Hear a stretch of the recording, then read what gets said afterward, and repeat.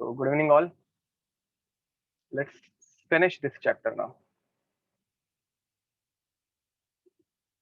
Thermodynamics. Now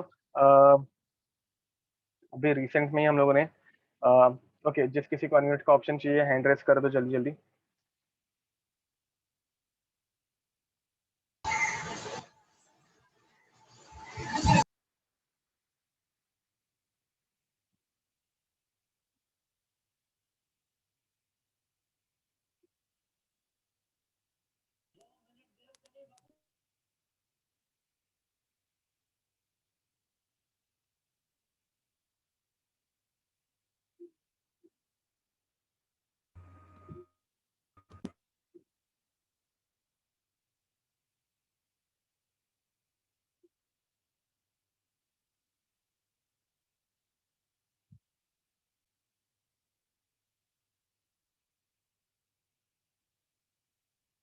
okay Rajdeep, आपके पास एक पुराना वर्जन है जूम का, तो आपको अलाउ नहीं हो सकता.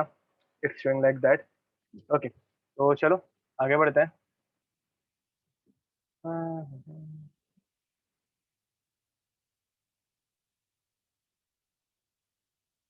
Now next where I was.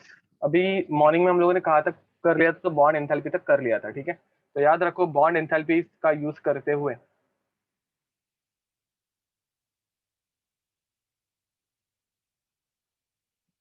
अगर हम लोगों को एंथैल्पी ऑफ रिएक्शन निकालना है तो वो कैसे हो जाएगा? Summation of bond enthalpy of reactant minus summation of bond enthalpy of product. ठीक है, तो यहाँ पे हम लोगों को एकदम अच्छे से बॉन्ड्स सेपरेट करने आने चाहिए. ठीक है, तो हम लोगों को यहाँ पे अगर बॉन्ड सेपरेट करने आ गए तो खत्म. अब हम लोगों ने ऐसे बहुत सारे क्वेश्चंस लिए तो थे. देखते हैं मेरे पास कुछ नया क्वेश्चन है क्या. नहीं तो जो हम लोगों ने पहले किया था वही क्वेश्चंस हम लोगों को वापस थोड़े बहुत देखने पड़ेंगे. तो let's see if I have anything new.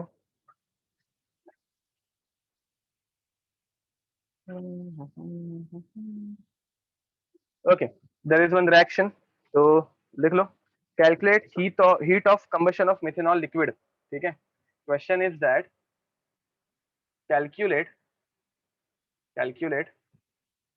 heat of heat of combustion heat of combustion of methanol liquid. ठीक है, तो गिवन दैट तुम लोगों को दिया है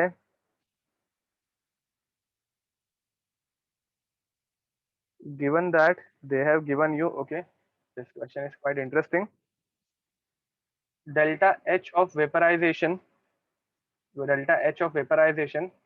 for methanol CH3OH is equals to A. H2O liquid is equals to B. ठीक है, then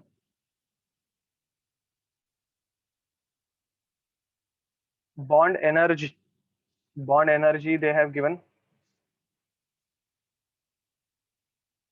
C dash H O dash H C dash O double bond O and C double bond O. ठीक है, this they have given and they have given C D E F and G. ठीक है, तो this is delta H of vaporization of H2O. Okay, and G. ये H2O के लिए जो value दी है that is delta H of vaporisation. Actually वो लिखना रह गया ना. Delta H of vaporisation of H2O is B. ठीक है, ये दो वैल्यूज देके रखिए. चलो सॉल्व करो, इसे ट्राई करो. कंबशन ऑफ मिथेनॉल की रिएक्शन हम लोगों को लिखने आनी चाहिए. कंबशन ऑफ मिथेनॉल की रिएक्शन हम लोगों को लिखने आनी चाहिए.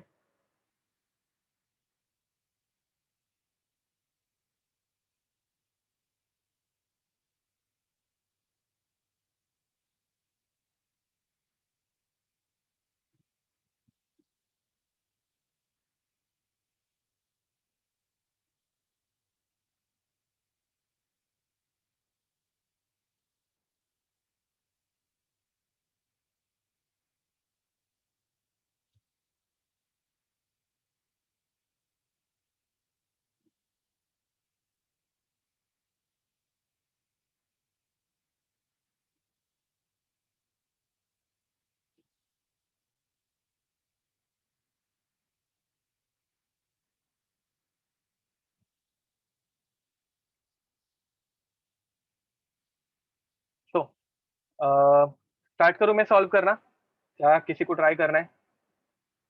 पहला मेरा फर्स्ट क्वेश्चन ये है कि ये वेपराइजेशन का डेटा क्यों दिया होगा? हाँ, ठीक है, तुम लोग ट्राई करो, बट उसके पहले मुझे बताओ ये वेपराइजेशन का डेटा क्यों दिया है? हाँ, तो it is liquid then what? तो हम लोगों को मिथेनॉल लिक्विड के लिए तो क्वेश्चन पूछा है, तो ये वेपराइजेशन का डेटा क्यों दिया है? फर्स्ट वेपराइजेशन देन कंबशन, नहीं, मतलब फेज चेंज हो रहा है, एक्सेप्टेड। गैस फेज में हम लोगों को नहीं, मुझे बताओ मिथेनॉल को तुम लोग गैस में लेके जाके ही उसको जला सकते हो, कि अगर मेरे पास दारू की बोतल है और उसके ऊपर मैं माचिस की तिरी डाल दूं तो भी वो जलता है? लिक्विड को हम लोग जला इजीली सकते हैं, लिक्विड को जलाने में कोई प्रॉब्लम नहीं है। तो डेल्टा एच ऑफ वेपराइजेशन क्यों दिया होगा? हाँ, एक्सपीरियंस एक्सपीरियंस मुझे बहुत है वो मामले में, वो अभी के लिए थोड़ा साइड में रखते हैं, बट क्या लगता है? अच्छा, नेवर ट्राइड चलता है, बाद में कभी देख लेंगे हम लोग। अभी के लिए मुझे बताओ ये वेपराइजेशन करने की जरूरत क्या है? मुझे बताओ, लिक्विड के बॉन्ड ब्रेक कर सकते हैं? लिक्विड के बॉन्ड ब्रेक हो सकते हैं क्या? नहीं हो सकते, समझ में आ रहा है मैं क्या बोल रहा हूँ? अगर हम लोगों को बॉन्ड ब्रेकिंग करनी है, मतलब बॉन्ड एंथैल्पी अगर यूज करना है, तो बॉन्ड एंथैल्पी हमेशा गैसियस फेज में ही होती है।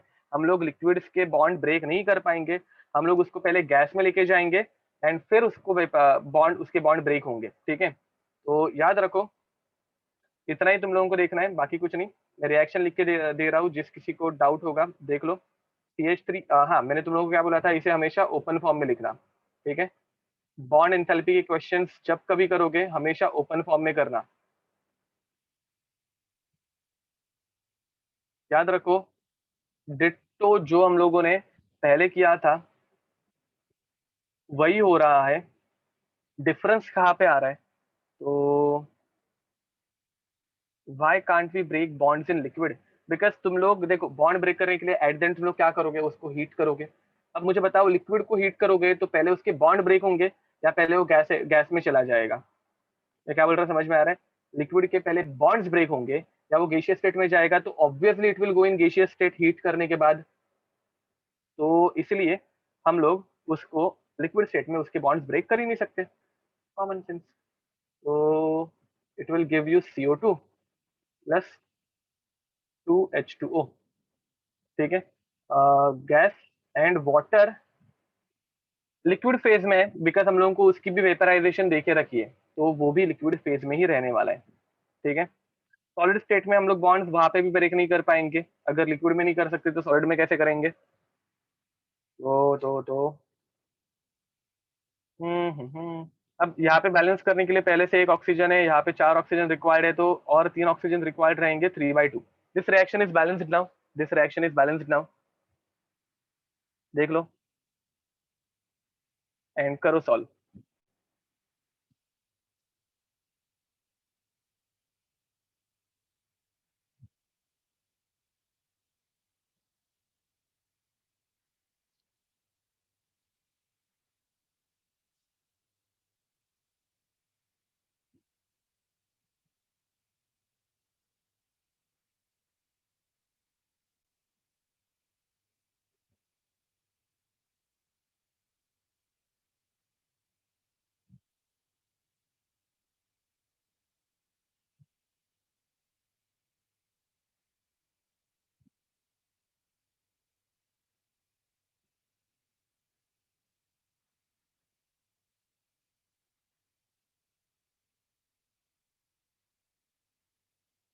मैंने फॉर्मूला थोड़ा सा मॉडिफाई किया, सो दैट तुम लोगों को मेरी भावनाएं पहुंच जाए।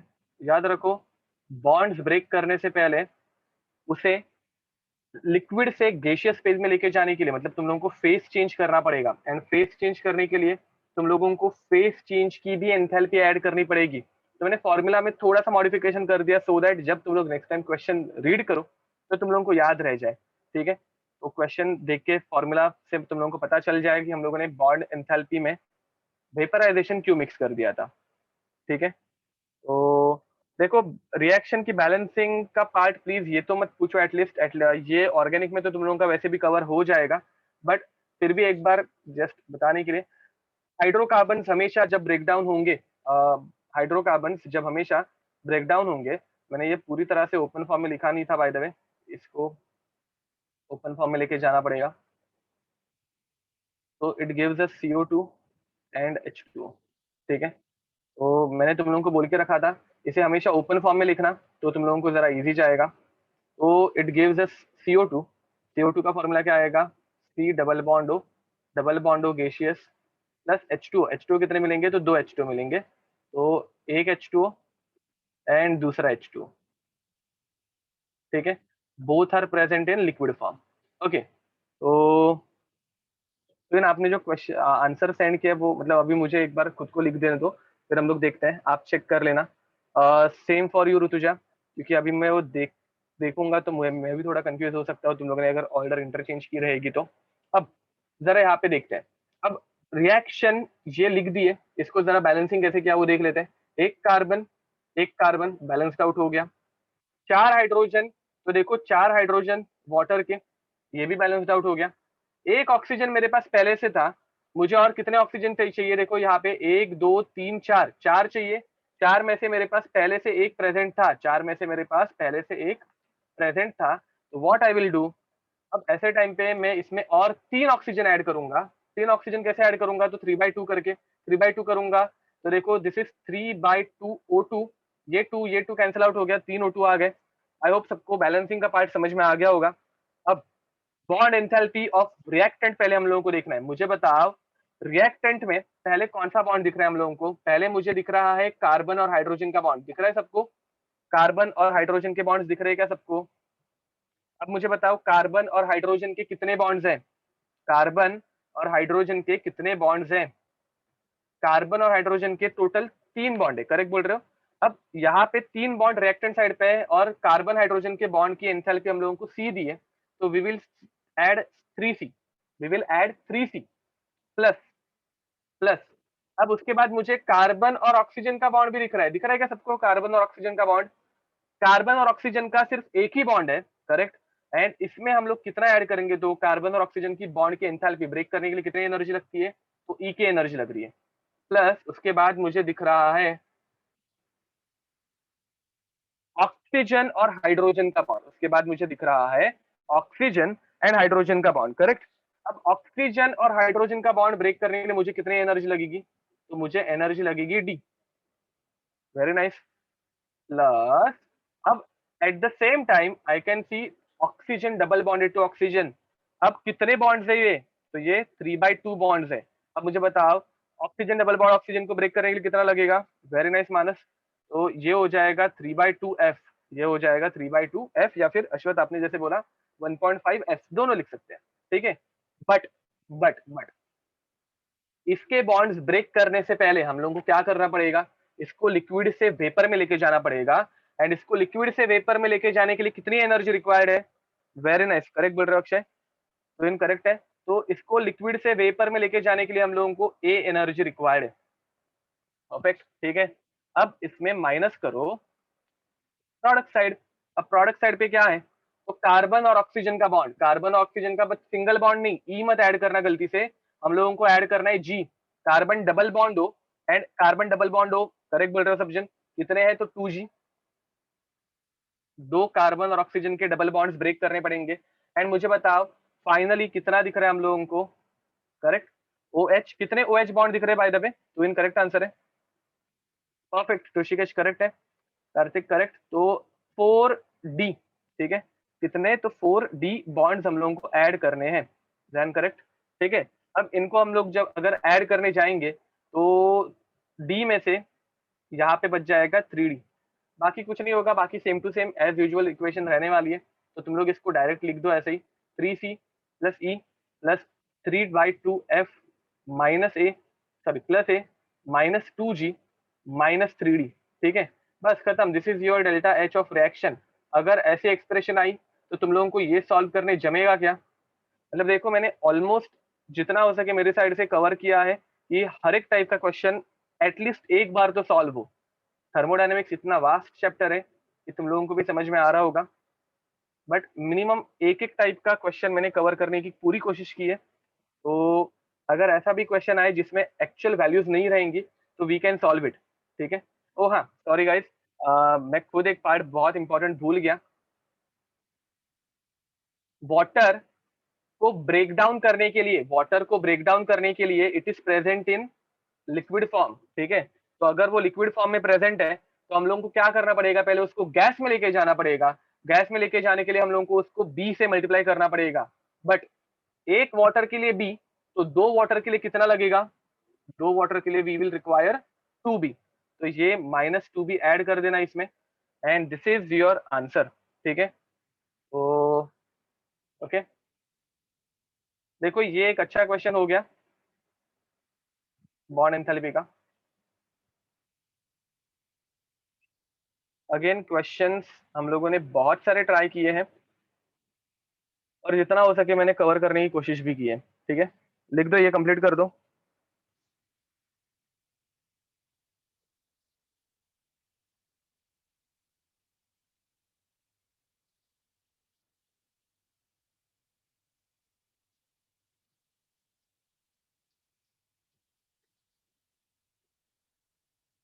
ओके, तो चलो आगे बढ़े। नेक्स्ट, अभी लास्ट के थोड़े बहुत टॉपिक्स बाकी है गाइस, लास्ट के थोड़े बहुत टॉपिक्स। तो नेक्स्ट,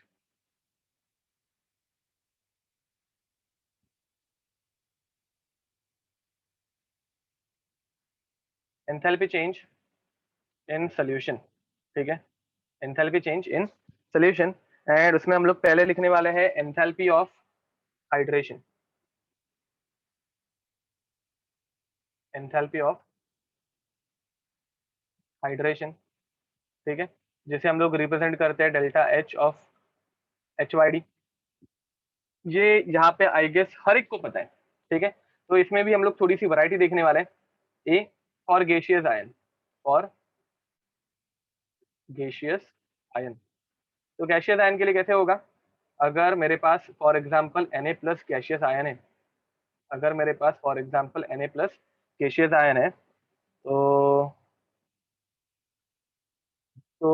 हम लोग क्या ऐड करेंगे, वाटर ऐड करेंगे, ठीक है। एंड वाटर ऐड करने के बाद ये क्या बन जाएगा, Na प्लस एक्वियस। इसकी अभी डायग्राम बनाने की जरूरत नहीं है ना मुझे। मुझे बताओ इसका कोऑर्डिनेशन नंबर कितना होता है, इसका कोऑर्डिनेशन नंबर कितना होता है। हाँ, रंगोली नहीं चाहिए ना, ओके। तो आई गेस तुम लोगों ने 11 से बहुत बार इसकी डायग्राम बना ली है, तो अभी रिक्वायर्ड नहीं है। इसका कोऑर्डिनेशन नंबर 6 रहता है, एब्सोल्युटली करेक्ट, करेक्ट बोल रहे हो सब्जन, ठीक है। तो आई डोंट थिंक अभी तुम लोगों को इसकी डायग्राम की जरूरत है।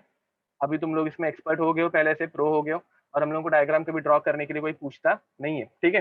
तो मुझे बताओ सिर्फ हाइड्रेशन एंथैल्पी इज पॉजिटिव या negative. Hydration enthalpy is positive या नेगेटिव, गलत आंसर आया तो डायग्राम बनानी पड़ेगी, करेक्ट आंसर आया तो डायग्राम नहीं बनाएंगे। हाइड्रेशन एंथैल्पी इज पॉजिटिव या नेगेटिव, गलत आंसर आया। हाँ, दो जन के करेक्ट आंसर आए, चार जन के करेक्ट आंसर आए, पांच के आए गए। चलो ठीक है, तो एक का ही गलत गया। अब याद रखो हाइड्रेशन एंथैल्पी में, हाइड्रेशन एंथैल्पी में Na प्लस, डायग्राम नहीं बना रहा हूँ डोंट वरी, और OH माइनस या फिर O माइनस, ये डेल्टा माइनस है, इनके बीच में एक छोटा सा बॉन्ड फॉर्म होता है ना। बॉन्ड ब्रेकिंग के लिए एनर्जी देनी पड़ती है, बट बॉन्ड फॉर्मेशन के लिए एनर्जी रिलीज होती है। तो hydration enthalpy, hydration enthalpy is positive या नेगेटिव, तो delta H of hydration is negative, याद रखना, ठीक है। बॉन्ड फॉर्मेशन के लिए एनर्जी रिलीज होती है, तो it is negative. Any doubt guys, किसी को भी इसमें कुछ प्रॉब्लम। ओके, ये डायग्राम हम लोग नहीं बनाने वाले, बहुत बार बना के हो गया है। नेक्स्ट बी, एक नया टाइप, ठीक है। जो हम लोगों ने पहले से देखा था वो तो ठीक है, बट अभी एक नया टाइप, फॉर अनहाइड्रस, और अनहाइड्रस सॉल्ट, ठीक है। तो देखो अनहाइड्रस सॉल्ट तुम लोगों ने बहुत बार सुना होगा वर्ड, ठीक है। तो TuSO4 अगर समझ लो सॉलिड फॉर्म में, ठीक है, सॉलिड फॉर्म में है तो इसका कलर रहता है व्हाइट, इसका कलर क्या रहता है, व्हाइट, क्योंकि इसमें वाटर ऑफ क्रिस्टलाइजेशन अभी एब्सेंट है। हम लोग जब इसको पानी में ऐड करते हैं, हम लोग जब इसे पानी में ऐड करेंगे तो we get CuSO4.5H2O and this is called as in aqueous form and this is called as water of crystallization, ठीक है, hydrated CuSO4 and whose color is blue. पता होगा सबको, यहाँ पे करेक्ट बोल रहे हो, ब्लू कलर हो जाता है इसका। तो अब इसमें क्या होता है, वाटर जाके कॉपर से चिपक जाता है, वाटर जाके कॉपर से चिपक जाता है एंड इस प्रोसेस को हम लोग बोलेंगे हाइड्रेशन। अगेन वाटर और कॉपर के बीच में इंटरेक्शन हो रहा है, तो इंटरेक्शन होने की वजह से बॉन्ड फॉर्म हो रहे हैं एंड इसे भी हम लोग हाइड्रेशन बोलेंगे, बट इसमें भी वैल्यू क्या रहेगी, नेगेटिव। चेंज क्या आया, तो यहाँ पे जो है वो प्रॉपर बॉन्ड्स बन रहे हैं, यहाँ पे जो है वो इंटरेक्शन है, ठीक है, यहाँ पे जो है वो प्रॉपर बॉन्ड्स बनते हैं एंड यहाँ पे जो है वो एक छोटा सा इंटरेक्शन है। CuSO4 का स्ट्रक्चर हम लोगों ने एक जमाने में निकाला था नेचर ऑफ केमिकल बॉन्ड के टाइम पे। उसका स्ट्रक्चर कैसा था, Cu+2, इसे 4 वाटर अटैच रहता है। और हाँ, ये स्ट्रक्चर अगर किसी ने कोई फर्स्ट टाइम देख रहा है तो डोंट वरी, ये हम लोग कोऑर्डिनेशन केमिस्ट्री में कवर करने वाले हैं। बट कैसा है कि जो इंपॉर्टेंट चीज है वो बार बार ड्रॉ करनी चाहिए, सो दैट तुम लोग बाद में खुद बोलो कि नहीं सर अभी इस टाइम नहीं ड्रॉ करना है। बाद में O, इसके ऊपर माइनस चार्ज, इसके ऊपर माइनस चार्ज, डबल बॉन्ड हो, डबल बॉन्ड हो एंड जो पांचवा वाटर बच जाता है वो क्या बनाता है, वो बनाता है एच बॉन्ड, ठीक है। अगेन जिस किसी को ये स्ट्रक्चर फुल ऑन बाउंसर जा रहा है, जस्ट ड्रॉ इट, अभी के लिए सिर्फ ड्रॉ करके रखो, ये हम लोग बाद में वापस देखने ही वाले हैं, ठीक है। तो लिख दो ये, आयंस सिर्फ इंटरेक्शन करेंगे, बट जब हम लोग सॉल्ट ऐड करेंगे तो वो प्रॉपर बॉन्ड बनाते हैं, याद रखना वो प्रॉपर। स्क्रीन शेयरिंग करो ना। स्क्रीन शेयर करूं, अच्छा स्मॉल करूं।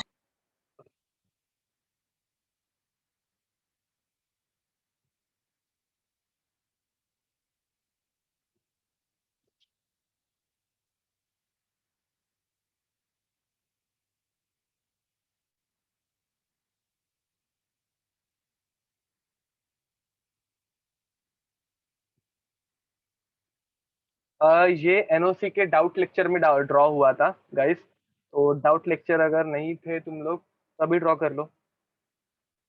ये तुम लोगों को बाय द वे होमवर्क में था गधो, अगर तुम लोगों ने खुद ने भी ड्रॉ नहीं किया तो that is your mistake, homework में ये दिया था मैंने।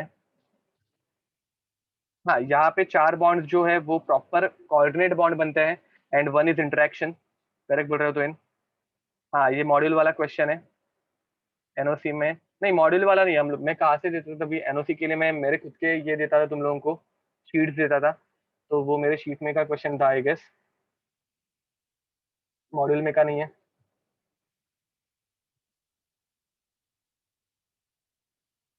ओके चलो आगे बढ़ते हैं नाउ, नेक्स्ट।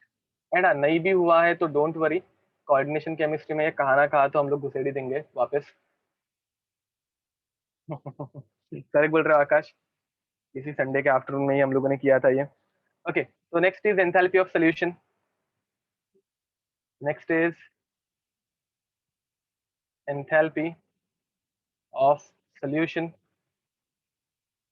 अब एंथैल्पी ऑफ सोल्यूशन मतलब क्या, तो एक मोल का गैस, एक मोल के गैसियस आयंस जो है वो अगर हम लोगों ने पानी में ऐड कर दिए, एक मोल गैसियस आयंस अगर हम लोगों ने पानी में ऐड कर दिए तो वो हो जाता है सल्यूबलाइज्ड एंड उसे हम लोग बोलते हैं एंथैल्पी ऑफ सोल्यूशन, ठीक है। तो एक मोल गैसियस सब्सटेंस कोई भी ले लो, HCl ले लो समझ लो, और इसको तुम लोग पानी में ऐड कर दो, ठीक है, तो इसमें n number of H2O add कर दो, तो ये बन जाएगा H2O, sorry HCl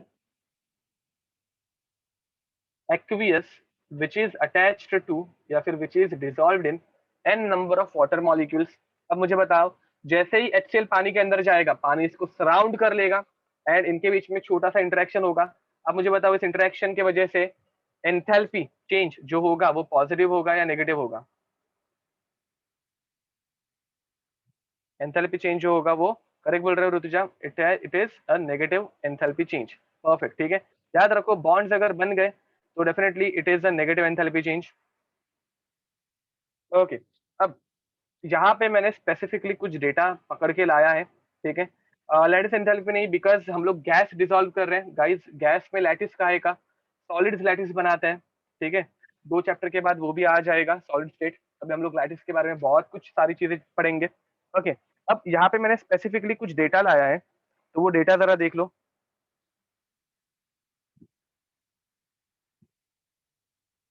1 mole of HCl gas plus 10H2 giving you HCl and 10H2, ठीक है। तो इसके लिए डेल्टा H ऑफ सोल्यूशन हम लोगों ने 1 मोल HCl 10 मोल वाटर में डिसॉल्व किया, 1 मोल HCl 10 मोल वाटर में हम लोगों ने इसको डिसॉल्व किया, और इसमें हम लोगों ने एक सोल्यूशन बनाया। इसका कॉन्सेंट्रेशन कोई बताना चाहेगा? इसका कॉन्सेंट्रेशन, ये तुम लोगों का होमवर्क है, समझ लो। इसका कॉन्सेंट्रेशन निकालो, ये सोल्यूशन जो बनेगा उसका कॉन्सेंट्रेशन बाद में आराम से निकालना। तो एंथैल्पी ऑफ हाइड्रेशन के बाद हम लोगों ने एंथैल्पी ऑफ सॉल्यूशन स्टार्ट किया है मोलरिटी में, मोलरिटी इन मोलरिटी, इसका कॉन्सेंट्रेशन मोलरिटी में निकालना, ये तुम लोगों को समझ लो, एक असाइनमेंट है। तो अभी के लिए एंथैल्पी ऑफ सॉल्यूशन इसकी रहती है -64.5 किलो जूल पर मोल। मतलब 1 मोल HCl अगर तुम लोग 10 मोल में ऐड करोगे तो तुम लोगों को मिलेगा 64.5 किलो जूल्स की एनर्जी, ठीक है। ओके, अभी के लिए इसका आंसर मैं नहीं बताने वाला हूँ, इसका कॉन्सेंट्रेशन बहुत हाई रहने वाला है बाय द वे, ठीक है।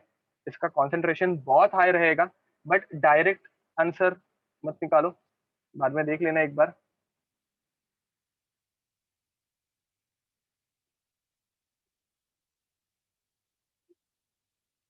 ओके, तो आगे बढ़ते हैं।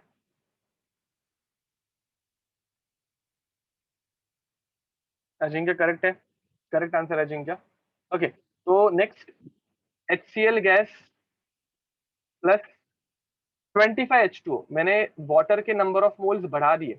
अब मुझे बताओ, वाटर के अगर नंबर ऑफ मोल्स में बढ़ा दूंगा तो वाटर जब इसको सराउंड करेगा तो ज्यादा इंटरेक्शन होगा, ज्यादा इंटरेक्शन होगा तो ज्यादा एनर्जी रिलीज होगी, ज्यादा एनर्जी रिलीज होगी तो मुझे बताओ -64 से वैल्यू बढ़ेगी या कम होगी? -64 से ये बढ़ेगा, मतलब 70 की तरफ जाएगा, जब कम होके 60 की तरफ आएगा। Very nice, it will increase, it will increase and it will move towards 70। तो इसकी वैल्यू हो जाती है 72.2 -72.2 किलो जूल पर मोल। तो अभी HCl को अच्छा खासा पानी सराउंड करके है। अब मैंने नया एक बीकर लिया, मैंने दूसरा एक बीकर लिया, एंड इसके अंदर HCl गैस मिक्स की 40 मोल वाटर में, 40 मोल वाटर के अंदर मैंने HCl गैस डिसॉल्व कर दी। तो what I will get HCl molecule, HCl gas surrounded by 40 water molecule, HCl gas surrounded by 40 water molecule. ये तुम लोगों को याद रखो, कुछ भी इसमें याद नहीं रखना है, इसमें तुम लोगों को कुछ भी याद नहीं रखना है, ठीक है। तो आगे बढ़ते हैं। इधर तुम लोगों को सिर्फ मुझे एक कंक्लूजन लिख के देना है। एंथैल्पी ऑफ सोल्यूशन जो हो जाती है वो हो जाती है -73.6 kilo joule per mole.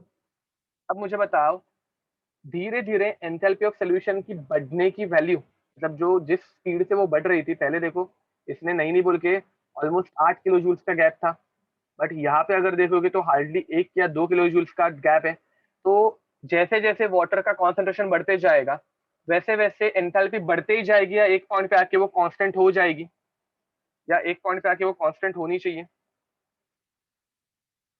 It will become constant, क्यों? बिकॉज देखो, एक छोटे से HCl को अगर लोग घेरने गए, मतलब वाटर घेरने गया, तो एक मैक्सिमम लिमिट रहेगी ना। उसके बाद HCl को वाटर घेर पाएगा क्या? मतलब HCl को अगर वाटर को घेरना है तो वो मैक्सिमम कैसे घेरेगा? ये इतने एरिया में ही घेर पाएगा। मतलब वाटर की कुछ एक मैक्सिमम कैपेसिटी रहेगी, एक लिमिट रहेगी, ज्यादा से ज्यादा इधर से और एक लेयर लेयर आ गई, बाय लेयर बनेगा, उसके आगे वो जा पाएगा क्या? नहीं जा पाएगा। तो जैसे जैसे हम लोग पानी का कॉन्सेंट्रेशन बढ़ाते जाएंगे, पानी के नंबर ऑफ मोल्स बढ़ाते जाएंगे, वैसे वैसे हाइड सोल्यूशन की एंथैल्पी बढ़ते जाएगी क्या? वैसे वैसे सोल्यूशन की एंथैल्पी बढ़ते जाएगी क्या? तो definitely it will not increase, definitely it will not increase, ठीक है। तो 200 मोल HCl के लिए, सॉरी वाटर के लिए भी एक डेटा है, and which is delta H of solution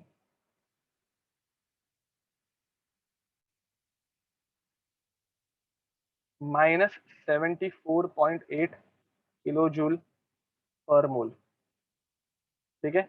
and finally अगर तुम लोगों ने इसको इनफाइनाइटली डाइल्यूट कर दिया, इनफाइनाइटली मतलब क्या, तो एक्सेल के कंपैरिजन में वाटर के एन नंबर ऑफ मोल्स है, बहुत सारे, ठीक है।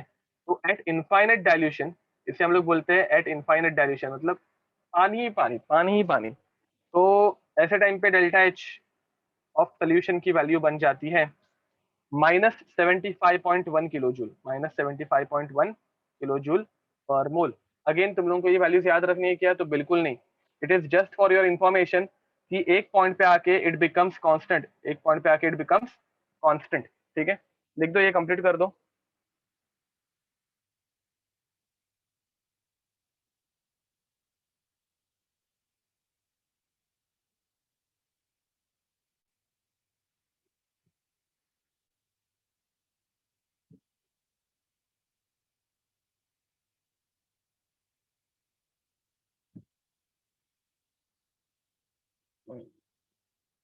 नहीं तो इन आपने कुछ तो छोटी सी मिस्टेक की रहेगी, एक बार चेक कर लो।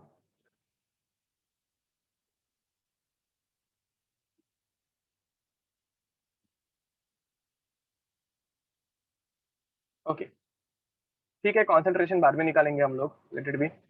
अब आगे बढ़ते हैं। नेक्स्ट, तो this is enthalpy of solution, nothing else. तो क्या हो रहा है, हम लोग गैस को वाटर में डिसॉल्व कर रहे हैं, कितने मोल, तो 1 मोल, उसमें जितनी एनर्जी रिलीज होगी उसे हम लोग बोलेंगे enthalpy of solution, that's it, ठीक है। अब आगे बढ़ते हैं। Next is enthalpy of dilution, next is enthalpy of dilution. अब डाइल्यूशन मतलब क्या, पहले से हम लोगों ने कुछ ऐड करके रखा है, उसमें और ऐड कर दिया। तो मैं क्वेश्चन दे रहा हूँ तुम लोगों को, ऊपर के डेटा को यूज करके तुम लोगों को सॉल्व करना है, ठीक है। देखो, डाइल्यूशन मुझे एक्सप्लेन करने की जरूरत नहीं है ना, डाइल्यूशन करना मतलब क्या, तो पानी ऐड करना, नथिंग एल्स, ठीक है। तो HCl was dissolved in 10 moles of water, then again it is again it is diluted with, again it is diluted with 30 moles, 30 ना, हाँ, 30 moles of water. Calculate enthalpy of dilution। देखो तुम लोगों को question कुछ भी उल्टा सुल्टा आ सकता है, ठीक है। तो करो ये जरा, इसे कर सकते हो ऊपर का डेटा यूज करके कि मुझे सॉल्व करके दिखाने की जरूरत है, एकदम सिंपल है ये।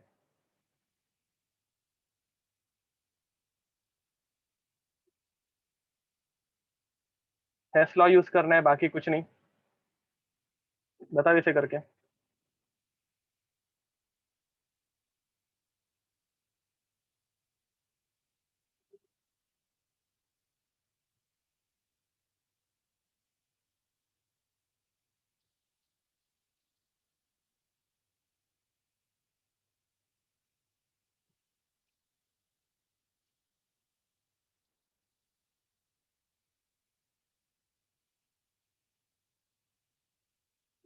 ओके, यश करेक्ट आंसर है। बस तुम लोगों के इतने महाभयंकर बड़े बड़े आंसर कैसे आ रहे हैं, ऊपर का डेटा यूज करना है, ये डेटा हम लोगों को यूज करना है।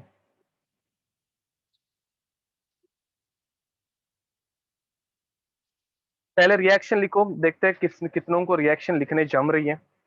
पहले रिएक्शन लिखो गाइस।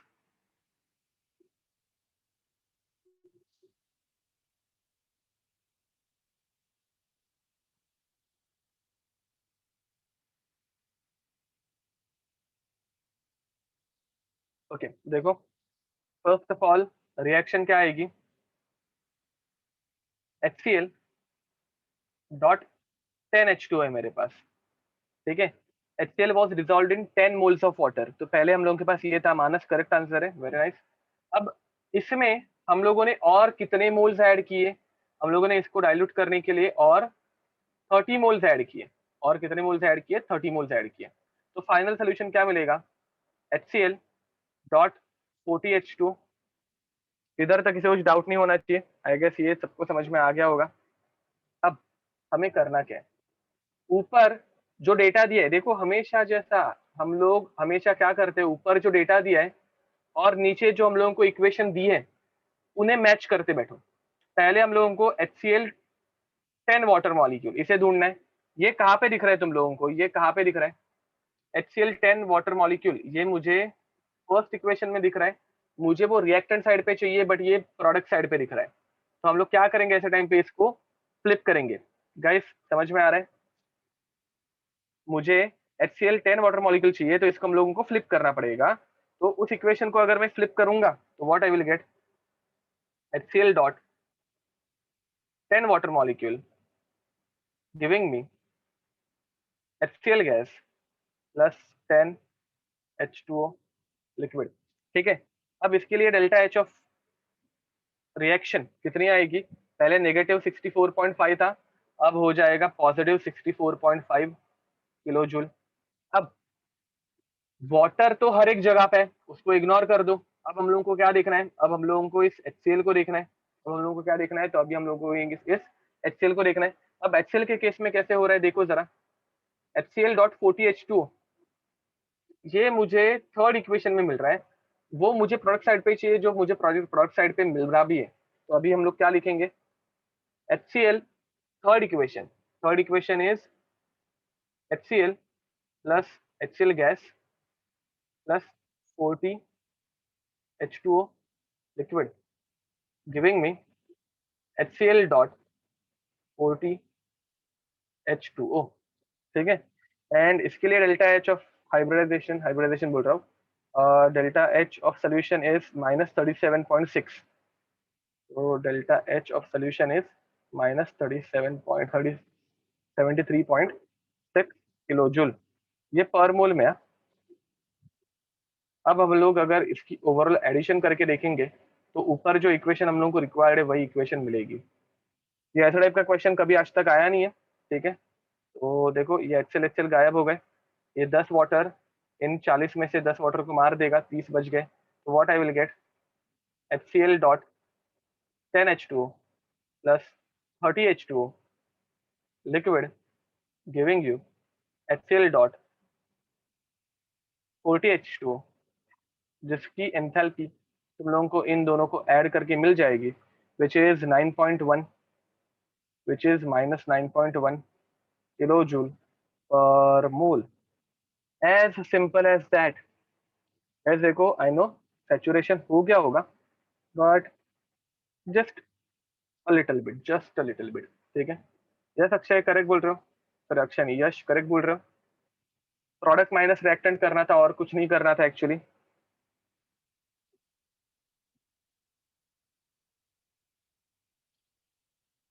ओके, तो चलो आगे बढ़े क्या?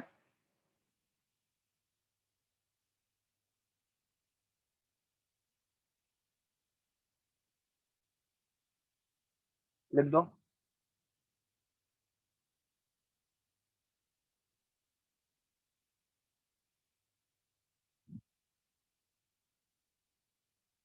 यस, यहाँ पे पर मोल नहीं लिखेंगे तो भी चलेगा, क्योंकि एक मोल सोल्यूशन नहीं है, मोलार सोल्यूशन है। सोल्यूशन था, ये डाइल्यूट हो रहा है।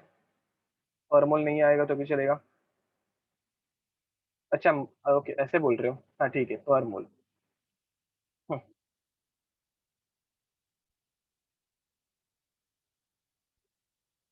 थोड़ा सा बाकी है अभी, थोड़ा सा। जस्ट चल, थोड़े टाइम में ये हो जाएगा, डोंट वरी। छूट जाओगे तुम लोग अभी जल्दी ही। बता दिया इस चैप्टर ने सबको।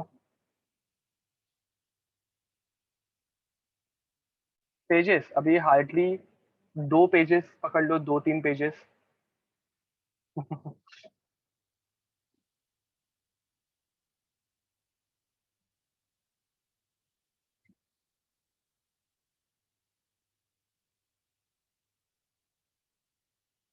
साइड बाय साइड, ठीक है, साइड बाय साइड 2 पेजेस ऐसे पकड़ लो। ओके, तो चलो next is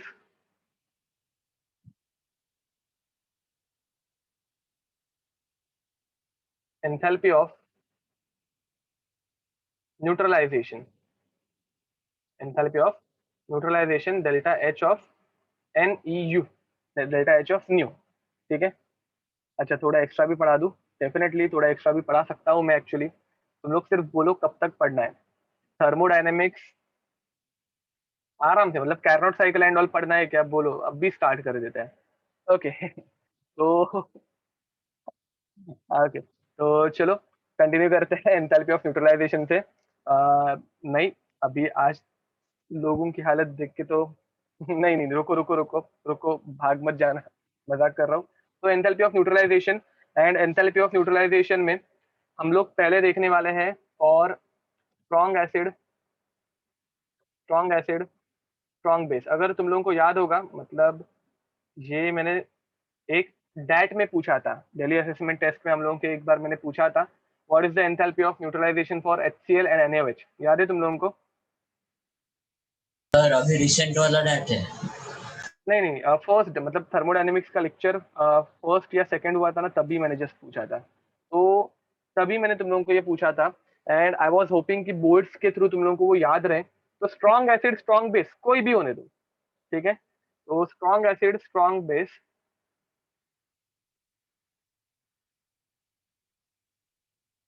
strong acid strong base कोई भी होने दो, what you will get, you will get salt plus water, ये तो हम लोगों को पता ही है। एंड इसका आंसर याद रखो, इस reaction, this reaction is highly spontaneous और इसमें बहुत ज्यादा हीट रिलीज होती है। अनलकीली तुम लोग अभी तक कॉलेज में गए नहीं हो, बट कॉलेज में तो ये मतलब मैं टाइम पास के लिए करके देखता था, HCl और NaOH मिक्स करके देखो, बहुत गर्म हो जाती थी टेस्ट ट्यूब, अच्छा लगता था, ठीक है। तो यहाँ पे डेल्टा एच ऑफ न्यूट्रलाइजेशन जो रहता है, it is a constant value which is -13.7 kilo calorie पर मोल। अब तुम लोग सोच रहे होगे ये क्यों टाइम पास, हम लोगों को पहले से पता है, 57.3 किलो जूल पर मोल, ठीक है। तो तो ये बहुत ज्यादा हीट रिलीज करती है रिएक्शन, एंड हमेशा ये कांस्टेंट हीट ही रहती है, ठीक है। For strong acid strong base it is a constant value, याद रखना। तो अगर तुम लोगों को वापस वो क्वेश्चन में दे दूं, what is the, what is the enthalpy of neutralisation, that का क्वेश्चन हमारा for H2SO4 and barium hydroxide, मैंने तुम लोगों को पढ़ाया है, H2SO4 and barium hydroxide both are strong acid and strong base, ठीक है। तो चलो इसका आंसर दे के दिखाओ, इसका आंसर दे के दिखाओ। No Komal, that is not correct. Okay, बताओ इसका आंसर बताओ।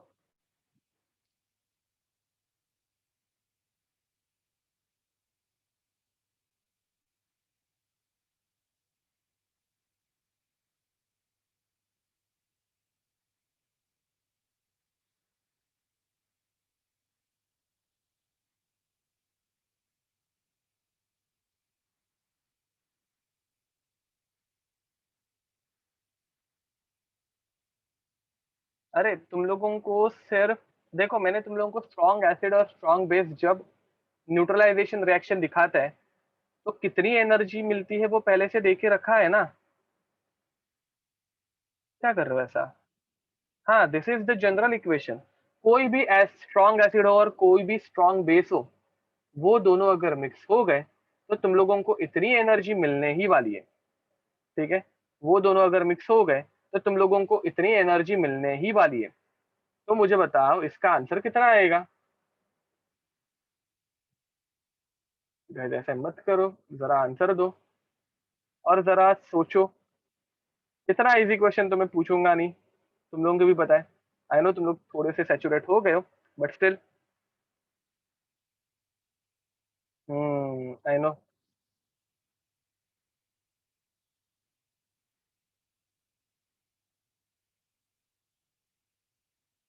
जब करेक्ट, हाँ वेरी नाइस, तो इन करेक्ट आंसर है।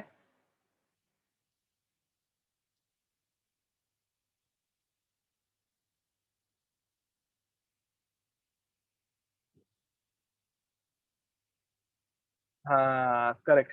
अब देखो सिंपल, एक तुम लोगों को इस इक्वेशन के पहले मैं तुम लोगों को नॉर्मल एक इक्वेशन दिखा देता हूँ। HCl plus NaOH gives you NaCl। Rishikesh correct answer है, gives you NaCl plus H2O। इसका एंथैल्पी ऑफ न्यूट्रलाइजेशन, ये अपना नॉर्मल एसिड, ये अपना नॉर्मल एसिड, नॉर्मल बेस, दोनों के दोनों स्ट्रॉन्ग है, तो इसके लिए एंथैल्पी ऑफ न्यूट्रलाइजेशन हमेशा रहेगी -13.7 किलो कैलोरी पर मोल। ठीक है, this is our normal reaction. But अभी मैंने तुम लोगों को जो एसिड और बेस दिया है ना, वो नॉर्मल नहीं दिया है। अभी जो मैंने तुम लोगों को एसिड और बेस दिया है वो नॉर्मल नहीं दिया है। एक दिया है मैंने H2SO4 और दूसरा मैंने दिया है BaOH ट्वाइस। अब ये नॉर्मल नहीं हुआ, ये क्यों नॉर्मल नहीं हुआ? क्योंकि it is a dibasic acid and diacidic base. याद है कुछ इसमें?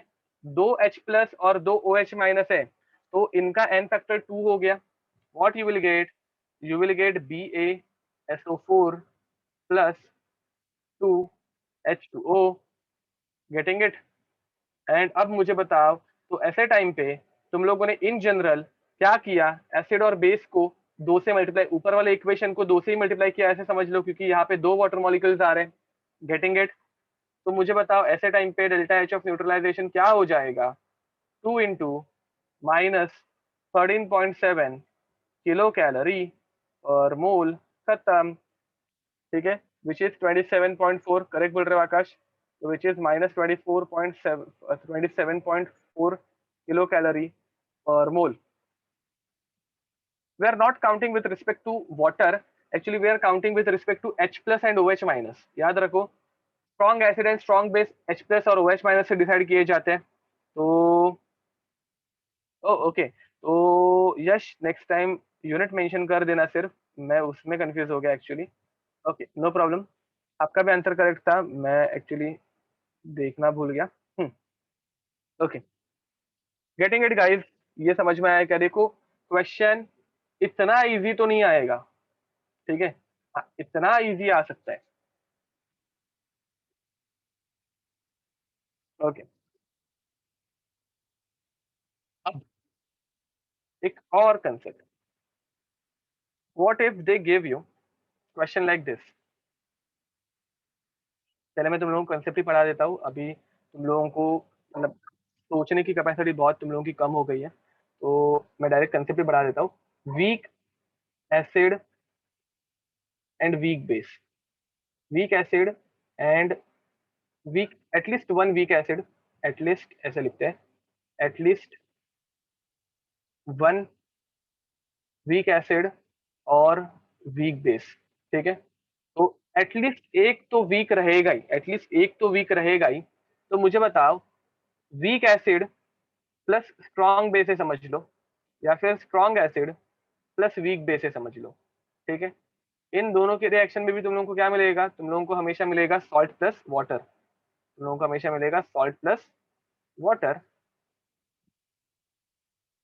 Salt plus water. अब मुझे बताओ, एंथैल्पी डायरेक्ट आधी तो नहीं होगी, बट करेक्ट है, आपका अंदाज करेक्ट है अक्षय। तो मुझे बताओ ऐसे टाइम पे enthalpy strong acid strong base जितनी रहेगी, या उससे ज्यादा रहेगी, या उससे कम रहेगी? हीट जो इवॉल्व होगी वो स्ट्रॉन्ग एसिड स्ट्रॉन्ग बेस से ज्यादा होगी या कम होगी? Definitely it will be less, definitely it will be less. Correct बोल रहे हो सब्जन? तो वो कम क्यों हो रही है? Because we are using weak acid, and weak acid जो है या फिर वीक बेस जो है, वो रिएक्शन का रेट मतलब स्पीड थोड़ी सी कम कर देगा। ठीक है, तो हम लोग क्या बोलेंगे? तो ऐसे टाइम पे हम लोग क्या करेंगे? इसे बोलेंगे कि इसके डेल्टा एच ऑफ न्यूट्रलाइजेशन की वैल्यू जो रहेगी वो -57.3 था ना वो, बाय द वे, हाँ 3 किलो जूल पर मोल से कम होगी, ठीक है, या फिर माइनस और लेस देन -13.7 किलो कैलोरी पर मोल से कम होगी, ठीक है। तो लिख दो, ये कंप्लीट कर दो।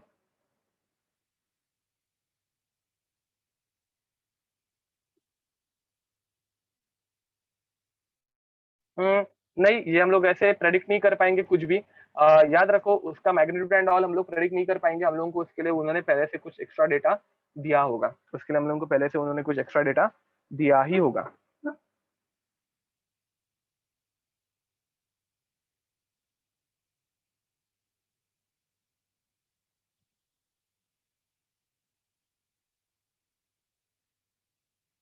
नहीं अक्षय, वैसे हम लोग मतलब यहाँ पे हम लोग प्रेडिक्शन कुछ भी नहीं कर सकते हैं।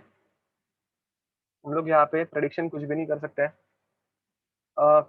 डेल्टा एच ऑफ न्यूट्रलाइजेशन की वैल्यू कम रहेगी, तो 57 से थोड़ी सी कम, तो ये एरो ऐसे आएगा, करेक्ट, ठीक है। तो न्यूट्रलाइजेशन वीक एसिड की वजह से थोड़ा स्लो होगा, थोड़ा सा स्लो होगा।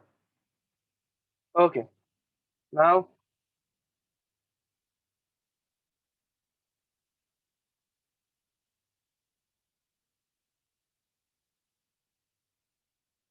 ऋतुजा, सोल्यूशन और सॉल्यूशन में एकदम सिंपल डिफरेंस है। सोल्यूशन जब बनाते हैं तो हम लोग गैस ऐड करते हैं। सोल्यूशन जब हम लोग बनाएंगे तो हम लोग गैस वाटर में ऐड करेंगे, एंड जब डाइल्यूशन करेंगे तो पहले से अपने पास एक सोल्यूशन है, उसमें हम लोग सिर्फ पानी ऐड करेंगे, ठीक है। ओके, तो चलो, अब next topic is calorimeter.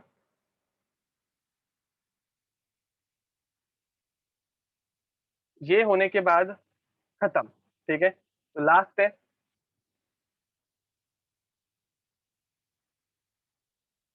Okay, एक अच्छा क्वेश्चन आया है यश का कि ये हमेशा कांस्टेंट क्यों रहता है। तो एकदम सिंपल रीजन है, स्ट्रॉन्ग एसिड और स्ट्रॉन्ग बेस का डिसोसिएशन जो होता है वो कंप्लीट होता है।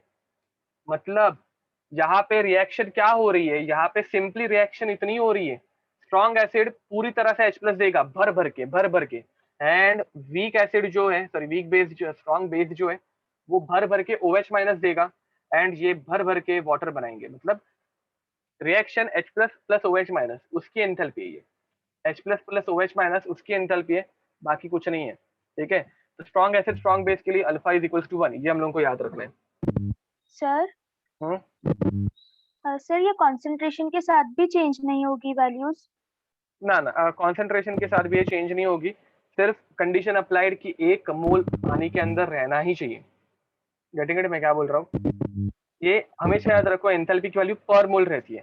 तो तुम लोग पानी 20 लीटर यूज करो, बट उसके अंदर 1 लीटर एसिड और 1 लीटर बेस रहना ही चाहिए, कॉन्सेंट्रेशन से मैटर नहीं करेगा, 1 मोल रहना चाहिए। यस। ओके, यस अजिंक्य, वो हम लोग थोड़ा सा शॉर्ट में कर लेंगे, डोंट वरी। अब calorimeter, calorimeter it is the instrument, it is the instrument used to calculate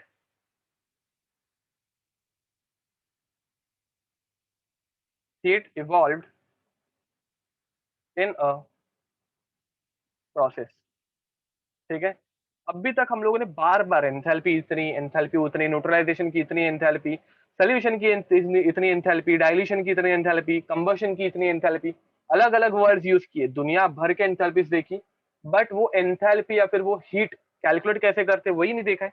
तो वो एक लास्ट टॉपिक है छोटा सा अपना बचा हुआ, जो कर देते हैं, देन वी आर फिनिश्ड, ठीक है। तो कैलोरीमीटर ये वो इंस्ट्रूमेंट है जो हीट हम लोगों को कैलकुलेट करके देता है।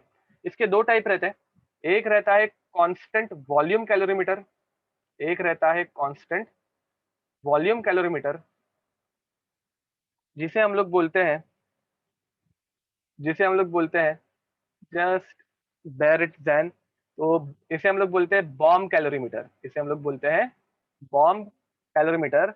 And second is constant pressure calorimeter, constant pressure calorimeter, जिसके लिए कोई स्पेसिफिक नाम नहीं है, ठीक है, मैंने तुम लोगों को बोल के रखा है ये बॉम्ब कैलोरीमीटर इसका जस्ट नाम है, इसका कोई ताल्लुक रियल बॉम्ब से नहीं है, याद रखना। ठीक है, एंड ये बोलने का रीजन भी एक है कि बचपन में मैं ये समझता था कि ऐसा कुछ होता होगा, हाँ ब्लास्टिंग बॉम्ब मेजर हीट ऐसा कुछ नहीं होता यहाँ पे, तो ये मैं भी सोचता था बाय द वे, या ये मेरे ही बारे में आप बोल रहे हो? ओके, तो बचपन में मैं ऐसे सोचता था कि बॉम्ब कैलोरीमीटर मीन्स ऐसा कुछ होता है, बट नो, ऐसा कुछ नहीं होता। हम लोग सिर्फ कांस्टेंट वॉल्यूम रखते हैं and that instrument is called as a bomb, that instrument is called as a bomb, that's it. ठीक है, तो अब देखो ये इंस्ट्रूमेंट कैसे होता है। एक ऐसे बड़ा सा बॉम्ब है अपने पास, ठीक है, एक ऐसे बड़ा सा कंटेनर है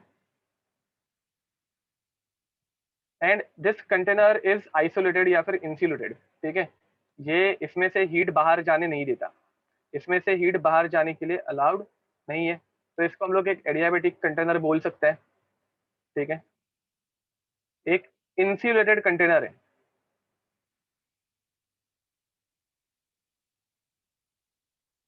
पूरी तरह से सील्ड। ठीक है, this container is filled with water, इस कंटेनर में पूरी तरह से क्या भर के रखा है हम लोगों ने, पानी। यहाँ पे एक कंटेनर रहता है, कंटेनर के अंदर एक छोटा सा कंटेनर, अच्छे से देखना, पहले डायग्राम देख लो उसके बाद ड्रॉ कर रहा। कंटेनर के अंदर एक छोटा सा कंटेनर प्रेजेंट है एंड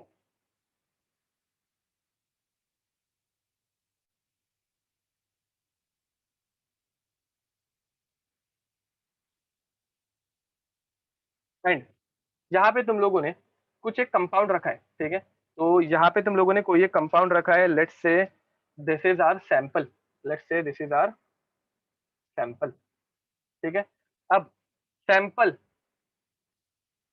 के अंदर हम लोगों ने कुछ तो apparatus, for example let's assume this is a wire, this is a wire, या फिर तुम लोगों ने बॉम्ब देखा है, ठीक है, तो वैसे ही ये मैग्नीशियम रिबन भी हो सकती है और else it can be a wire. ठीक है, तो this can be a wire, ठीक है, और एल्स अ मैग्नीशियम रिबन। मैग्नीशियम रिबन हम लोग ऐसे जलाएंगे एंड जरूर वो अंदर की तरफ चली जाएगी एंड ठीक है, रिएक्शन होना स्टार्ट होगा, वो फटेगा नहीं, definitely it will not burst, but sample combust हो जाएगा, जल जाएगा और वो रिएक्ट करना स्टार्ट हो जाएगा। ठीक है, बूम, करेक्ट। तो अब यहाँ पे एक रहता है स्टरर।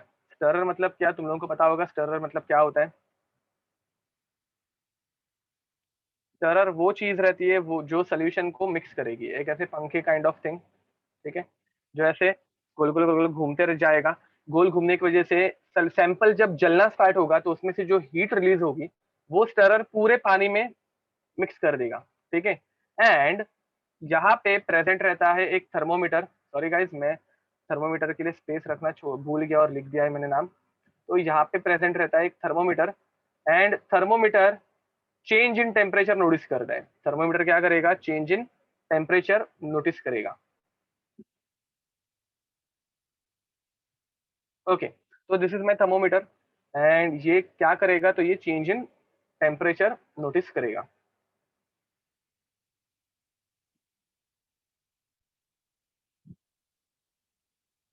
ओके,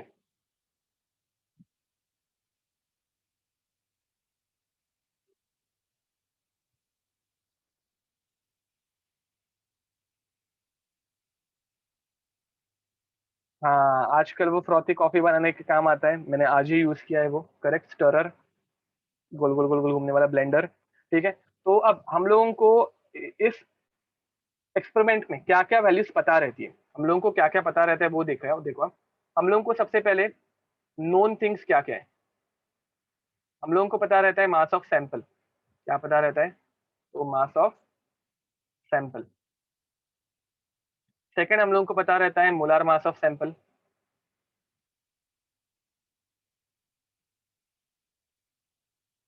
थर्ड चीज जो हम लोगों को पता रहती है वो पता रहता है इस कैलोरीमीटर की हीट कैपेसिटी। ठीक है, थर्ड चीज जो हम लोगों को पता रहती है वो है इस कैलोरीमीटर की हीट कैपेसिटी। ठीक है, तो पानी के थ्रू ये भरा हुआ रहता है। एंड थर्ड चीज हम लोगों को पता रहती है heat capacity of calorimeter. And third हम लोगों को पता रहता है चेंज इन टेम्परेचर। पता रहता नहीं है बट हम लोगों को ऑब्जर्व करना पड़ता है कि हीट कितनी रिलीज हुई। तो थर्ड चीज हम लोगों को पता रहती है change in temperature. For example initial temperature water का था 25 डिग्रीज, तो वो 35 तक पहुंच गया। तो वो सारी चीजें हम लोगों को पता रहती है। ठीक है, एंड और एक चीज हम लोगों को पता रहती है which is mass of calorimeter, which is mass of calorimeter. Okay, तो ये इतनी चीजें हम लोगों को पहले से पता रहती हैं। ठीक है, अब होगा क्या, मुझे बताओ। इधर से सैंपल को मैंने कंबस्ट किया, सैंपल को कंबस्ट किया तो सैंपल ने हीट क्या की, रिलीज की। अब ये हीट कौन एब्जॉर्ब करेगा, ये हीट कौन एब्जॉर्ब करेगा, कैलोरीमीटर एब्जॉर्ब करेगा। Very nice. वाटर, वाटर को अभी हम लोग पूरे इस कंटेनर को ही कैलोरीमीटर बोलेंगे। तो heat released by, heat released by sample is equals to heat absorbed by calorie meter, calorie meter. ठीक है, अब तुम लोगों को सिर्फ यही कैलकुलेट करना है कि हीट कितनी एब्जॉर्ब हुई कैलोरी मीटर से। तो हम लोग कैसे करेंगे, let's assume mass of calorimeter was m, small m, mass of calorimeter was small m, change in temperature is delta T, heat capacity of calorimeter is capital S, molar mass of sample is capital M, and mass of sample is W। ये सारी values मैंने बता दी। Very nice, correct बोल रहे हो अक्षय। तो heat absorbed bye calorimeter क्या आएगा formula, M S delta T, बराबर है कि नहीं। ठीक है, तो हीट रिलीज्ड बाय सैंपल कितनी हो गई, हीट रिलीज्ड बाय सैंपल कितनी हो गई, तो सेम हो गई। हीट रिलीज्ड बाय सैंपल कितनी हो गई, तो ये सेम हो गई। एंड इतनी हीट, इतनी हीट किसने रिलीज की, तो इतनी हीट हमारे इस इतने सैंपल ने रिलीज की। ठीक है, तो अब मैं ऐसे बोल सकता हूं W grams of sample contains, कितनी हीट कंटेन करता है वो। देखो W gram of sample, mass of sample हम लोगों ने लिया था W ग्राम, उसका कितना है एम एस डेल्टा टी, ये W ग्राम्स के लिए। अब मुझे 1 मोल के लिए चाहिए, 1 मोल का मास कितना रहता है, 1 मोल का मास कितना रहता है, therefore m gram of sample contains कितना, therefore m gram of sample contains कितना। तो हम लोग क्या करेंगे, very nice, M S delta T multiplied by molar mass divided by W, multiplied by molar mass divided by W. तो therefore, therefore heat कितनी evolve हुई, therefore heat evolve, heat evolve by 1 mole under constant volume, ये मत भूलना, under constant volume. And मुझे बताओ heat evolve under constant volume हम लोग क्या बोलते हैं, heat evolve under constant volume हम लोग क्या बोलते हैं,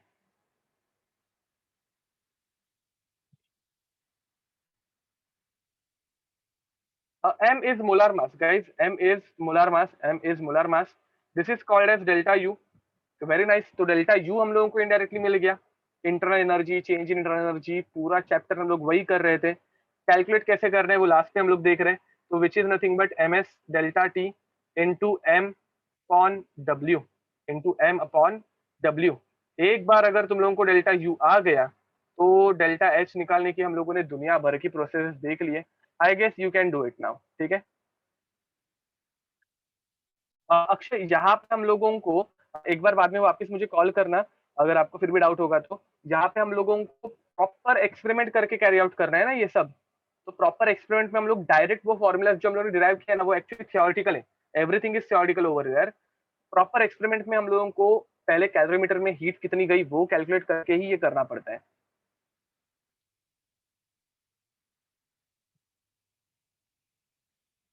यहाँ पे वो डायरेक्ट नहीं होगा अक्षय, हम लोगों को एक्सपेरिमेंट, अगर समझो कि आपके पास कोई ऐसा कंपाउंड है जिसका आपको एन फैक्टर सीपी पता ही नहीं है, तो हम लोग कैसे करेंगे वैसे, ठीक है।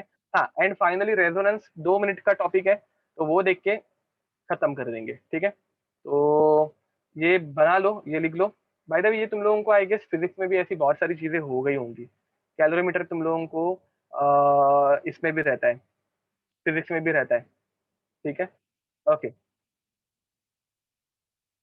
जब के लिए उसके बाद यू कैन यूज स्लॉट या फिर स्लॉट, स्लॉट से डायरेक्ट हो जाएगा।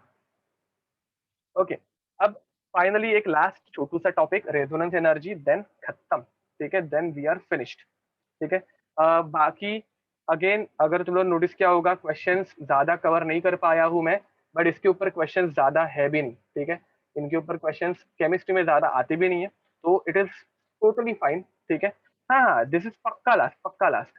मतलब ये रेजोनेंस एनर्जी तो अपने फिजिकल केमिस्ट्री का पार्ट है नहीं, ऐसे भी बोल सकते हो, ये ऑर्गेनिक का पार्ट है, बट मैंने तुम लोगों को पूछा था कि तुम लोगों को रेजोनेंस एनर्जी पता है क्या, फिर तुम लोगों ने मुझे बोला था नहीं, तो मैंने तुम लोगों को वादा किया था कि मैं तुम लोगों को ये पढ़ाऊंगा, इसलिए मैं पढ़ा रहा हूँ, ठीक है। तो देखते हैं रेजोनेंस एनर्जी, ये लिख लो, या फिर एक स्क्रीनशॉट ले लो, एक काम करो, इसका स्क्रीनशॉट ले लो जिस किसी का बाकी है।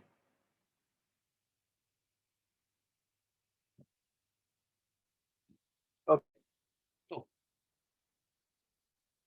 देखो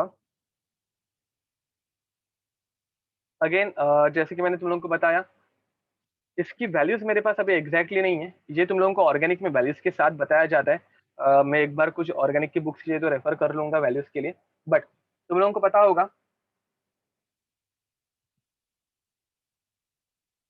दिस इज बेंजीन, ठीक है। बेंजीन जब रेजोनेट करता है तो तुम लोगों को मिलता है ऐसा कुछ कंपाउंड,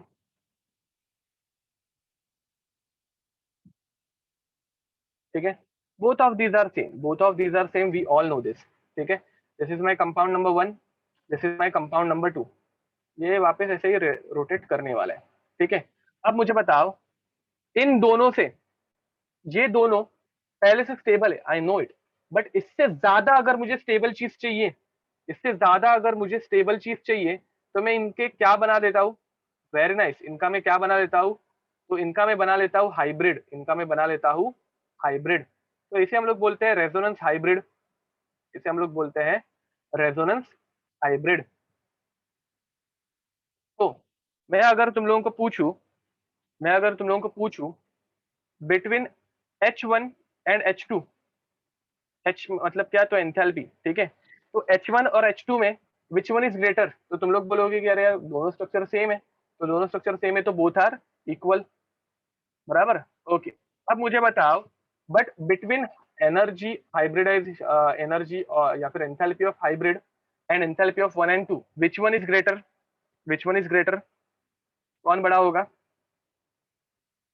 कौन बड़ा होगा, ऑब्वियसली 1 और 2 बड़ा होगा, और हाइब्रिड इज स्टेबल तो उसकी एनर्जी कम होगी, हाइब्रिड इज स्टेबल तो उसकी एनर्जी कम होगी, परफेक्ट। अब ऑब्वियसली रेजोनेंस की वजह से स्टेबिलिटी आती है, रेजोनेंस की वजह से क्या आती है, स्टेबिलिटी आती है। एंड जितने अमाउंट से एनर्जी कम होती है, जितने अमाउंट से इधर से इधर जाते वक्त जितने अमाउंट से एनर्जी कम होती है, उसे हम लोग बोलते हैं रेजोनेंस एनर्जी। तो रेजोनेंस एनर्जी की अगर मैं डेफिनेशन लिखने जाऊँ, ये तुम लोगों का ऑर्गेनिक में हो गया होगा, बट तुम लोगों को याद नहीं होगा। रेजोनेंस एनर्जी की अगर मैं डेफिनेशन लिखने जाऊँ, तो the energy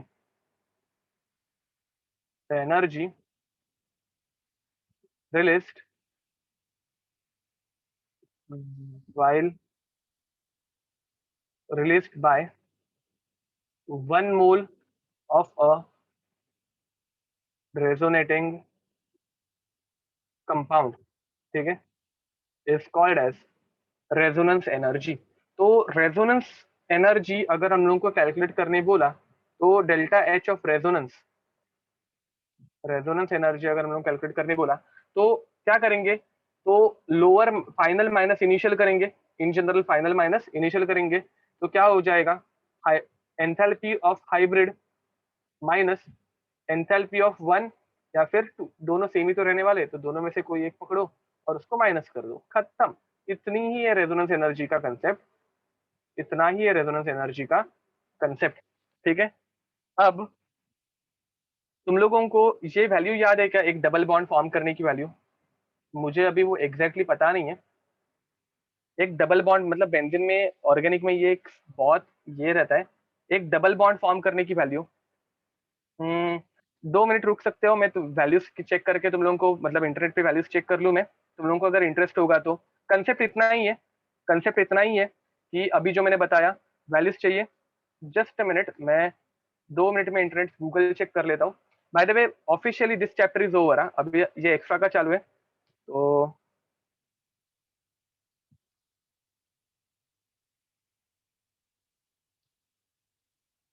just a minute. मिल गया, एक एक डायग्राम मिल गया मुझे। तो एक डबल बॉन्ड फॉर्म करने के लिए एनर्जी रिक्वायर्ड रहती है 120 120 किलो जूल पर मोल, ठीक है। एक डबल बॉन्ड फॉर्म करने के लिए एनर्जी रिक्वायर्ड रहती है 120 किलो जूल पर मोल। ओके, तो देखो सबसे पहले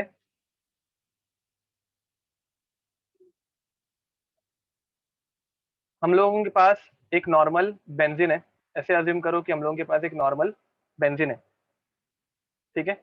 अब ये नॉर्मल, सॉरी नॉर्मल बेंजीन क्या बोल रहा हूँ, नॉर्मल साइक्लोहेक्सेन है। नॉर्मल साइक्लोहेक्सेन में एक, सिर्फ एक डबल बॉन्ड ऐड करना होगा, मतलब 2 हाइड्रोजन रिमूव कर रहे हैं हम लोग। तो एक डबल बॉन्ड ऐड करने के लिए हम लोगों को एंथैल्पी लगती है, इधर से इधर जाते वक्त हम लोगों को एंथैल्पी लगती है 120 किलो जूल पर मोल।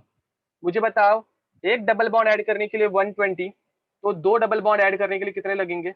2 डबल बॉन्ड ऐड करने के लिए कितने लगेंगे? ऑब्वियसली 240। तो इधर भी सेकेंड डबल बॉन्ड अगर ऐड करना है, तो सेकेंड डबल बॉन्ड ऐड करने के लिए हम लोगों को और 120 किलो जूल्स पर मोल ऐड करने पड़ते हैं। अब मुझे बताओ, वैसे ही थर्ड के लिए कितने लगने चाहिए? वैसे ही थर्ड के लिए कितना लगना चाहिए? वैसे ही थर्ड के लिए भी कितना लगना चाहिए? 360, वेरी नाइस। तो थर्ड के लिए, थर्ड के लिए भी हम लोगों को लगने चाहिए 360 किलो जूल पर मोल। सॉरी 360 क्या बोल रहा हूँ, थर्ड के लिए भी हम लोगों को लगने चाहिए 120 किलो जूल पर मोल।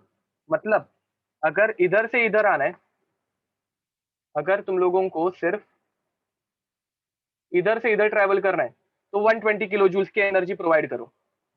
अगर तुम लोगों को इधर से इधर तक आना है, तो दोनों के एडिशन मतलब कितना हो जाएगा? 240 किलो जूल्स पर मोल की एनर्जी प्रोवाइड करो। बट अगर तुम लोगों को इधर से इधर तक जाना है, तो थियरी में बोल रहा हूँ, थियरी में कितनी एनर्जी लगनी चाहिए? थियरी में कितनी एनर्जी लगनी चाहिए? 360 किलो जूल पर मोल की एनर्जी लगनी चाहिए। बट हमारा जो बेंजीन है, हमारा जो बेंजीन है, वो करता है रेजोनेंस, वो करता है रेजोनेंस। एंड रेजोनेंस की वजह से वो हो जाता है स्टेबल, रेजोनेंस की वजह से वो हो जाता है स्टेबल। तो रेजोनेंस की वजह से स्टेबिलिटी आती है। तो एक्चुअल में जब बेंजीन फॉर्म होता है, तो एक्चुअल में जब बेंजीन फॉर्म होता है, तो एनर्जी रिक्वायर्ड रहती है, वेयर इट इज 208। तो तभी एनर्जी रिक्वायर्ड रहती है, तभी एनर्जी रिक्वायर्ड रहती है 208 किलो जूल पर मोल, ठीक है। तभी एनर्जी रिक्वायर्ड रहती है 208 किलो जूल पर मोल। ओके, तो अब मुझे बताओ what is the resonance energy. हाँ, बाय द वे गाइस, ये these all values are minus, these all values are minus। Okay, minus में रहता है ये, बिकॉज डबल बॉन्ड फॉर्म हो रहा है ना, नया बॉन्ड फॉर्म हो रहा है, तो नया बॉन्ड जब फॉर्म होगा, तो ऑब्वियसली तुम लोगों को समझ में आ रहा होगा। तो देखो एक्चुअल में, एक्चुअल में, हाँ वेरी नाइस यश, करेक्ट आंसर है, गुड। अब देखो एक्चुअल में बेंजीन बनाने के लिए तुम लोगों को इतनी एनर्जी लगनी चाहिए, बट एक्चुअल में इतनी एनर्जी लगनी चाहिए, बट कितनी एनर्जी लग रही है? इतनी ही लग रही है। तो तुम लोग क्या बोलोगे? मैंने तुम लोगों को क्या फॉर्मूला दिया था, हाइब्रिड का माइनस करो नॉर्मल से, हाइब्रिड को माइनस करो नॉर्मल से, तो delta H of resonance is -208 -360 minus of -360, which is nothing but 152 kilo joule per mole. इतनी एनर्जी हम लोगों की बच जाती है, ठीक है, मतलब इतनी स्टेबिलिटी आती है, इतनी एनर्जी उसकी कम हो जाती है, इतनी एनर्जी कम हो जाती है ना, वेट अ मिनट, इतनी एनर्जी कम हो जाती है, ये एनर्जी कम हो रही है, सॉरी गाइस, मैंने फॉर्मूला में कुछ तो मिस्टेक किया है, एनर्जी कम हो रही है ना, बेंजीन की एनर्जी कम हो रही है, तो जब एनर्जी कम होती है तो ये माइनस में आना चाहिए था, ठीक है, it is not gain, it is कम, एनर्जी कम होनी चाहिए। तो एनर्जी कम होनी चाहिए, तो मैंने कुछ तो वैल्यूज में मिस्टेक की होगी, अभी डायरेक्ट इंटरनेट पे से मैंने लिया है, तो वैल्यूज में कुछ तो मिस्टेक होगी, बट याद रखो हाइब्रिड इज मोर स्टेबल। हम लोगों ने देखा था ना, हाइब्रिड की एनर्जी क्या रहती है, कम होती है, एंड एनर्जी जब कम होती है तो आंसर माइनस में आना चाहिए। तो यहाँ पे वैल्यूज में कुछ तो ऊंच नीच हुआ होगा, जो मैं एक बार वापिस चाहिए तो क्रॉस चेक कर लूंगा, बट ये ऐसे आता है, ठीक है। तो अभी के लिए लिख दो, मैं चाहिए तो बाद में वापस क्रॉस वेरीफाई करके तुम लोगों को एग्जैक्ट आंसर प्रोवाइड कर दूंगा। ओके, तो चलो guys, till then see you next time, bye bye and God bless you. तो